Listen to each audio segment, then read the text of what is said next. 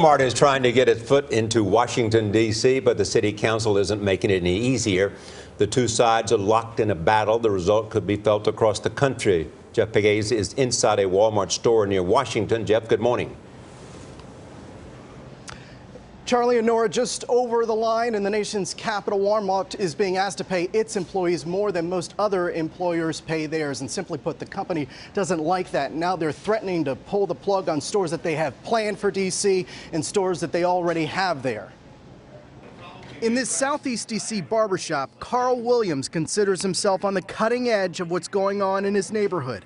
The big talk right now, the planned Walmart store across the street that's balking at forking over $12.50 an hour to its future employees. Compromise.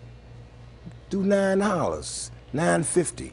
Or something. Williams is not alone in that view. A majority of the D.C. Council recently approved a law that calls for Walmart to pay $4.25 more than the city's $8.25 an hour minimum wage. $12.50 an hour, a number they call a living wage. City Councilman Vincent Orange believes Walmart's balance sheet can absorb the difference. Their CEO makes $11,000 an hour. I know he's not going to come work for $8.25 per hour.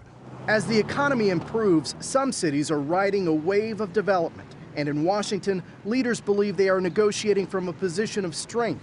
If Walmart moves on, they expect another big retailer to fill the void. But Walmart has few equals, and it has faced this type of challenge before. 7 years ago in Chicago, a similar ordinance was vetoed by then-Mayor Richard Daley.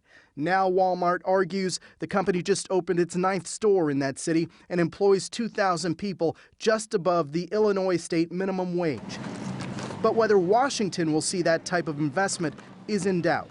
Company spokesman Stephen Restivo says the D.C. Council law unfairly targets Walmart.